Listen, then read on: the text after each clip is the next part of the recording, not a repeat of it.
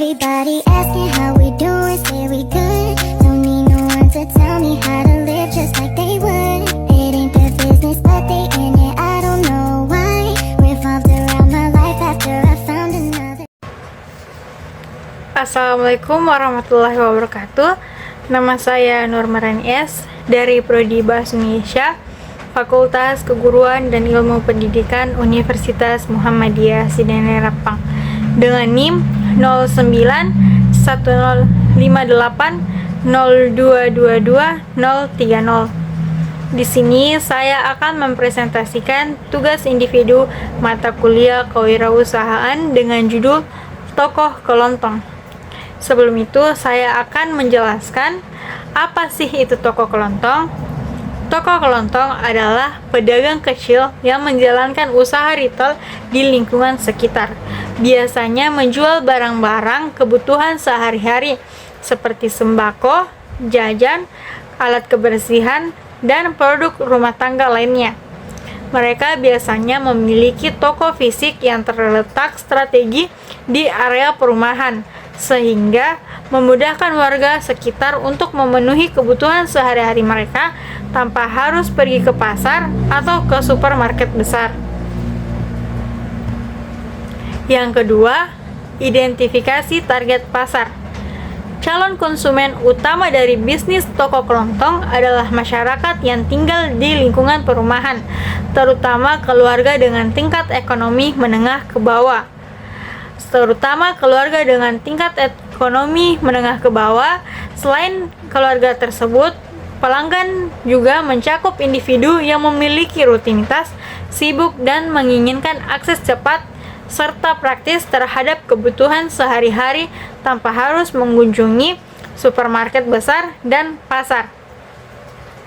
Pengguna utama dari toko kelontong biasanya terdiri dari ibu rumah tangga, pekerja kantoran, hingga pelajar yang membutuhkan barang-barang dalam jumlah kecil. Yang ketiga yaitu strategi pemasaran. Strategi pemasaran terbagi menjadi dua. Yang pertama yaitu promosi produk atau jasa. Penawaran khusus seperti diskon pada produk tertentu atau paket hemat bulanan akan diperkenalkan untuk menarik lebih banyak pelanggan atau konsumen. Selain itu, toko kelontong memberikan layanan antar untuk pembelian dalam jumlah tertentu sehingga menarik pelanggan yang menginginkan kenyamanan ekstra. Strategi pemasaran kedua yaitu strategi pemasaran penggunaan media sosial dan metode pemasaran lainnya. Pengguna media sosial seperti misalnya yang paling sering digunakan yaitu WhatsApp, Facebook, dan Instagram akan digunakan untuk mempromosikan produk dan layanan secara luas kepada pelanggan lokal. Yang kedua yaitu metode pemasaran lain.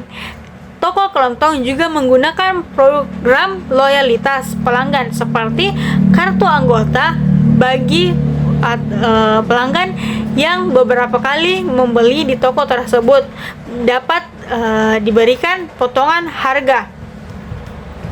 Yang terakhir yaitu analisis SWOT sederhana, yaitu kekuatan atau S.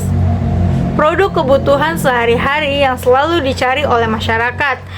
Lokasi toko yang dapat dekat dengan perumahan, memudahkan akses bagi konsumen, dan juga hubungan personal dengan pelanggan menciptakan loyalitas yang kuat. Dan kekuatan yang terakhir yaitu penjual secara eceran yang fleksibel dan sesuai dengan kebutuhan konsumen. Yang kedua yaitu kelemahan atau W.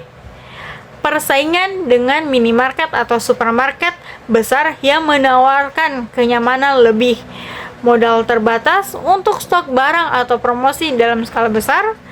Dan yang ketiga di bagian kelemahan yaitu keuntungan per item relatif kecil, membutuhkan volume penjualan yang lebih tinggi.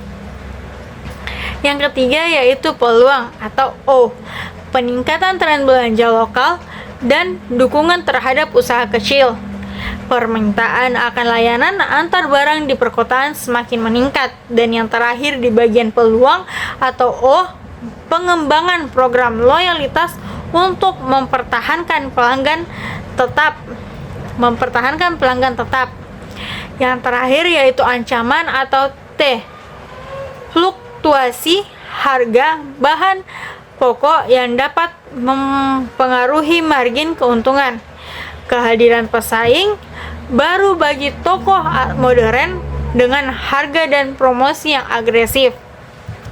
Yang terakhir di bagian ancaman atau T, yaitu perubahan persepsi konsumen yang lebih memilih belanja di supermarket besar. Ya, itulah tadi presentasi mata kuliah kewirausahaan dari saya. Sekian, wabillahi taufiq wal hidayah. Wassalamualaikum warahmatullahi wabarakatuh.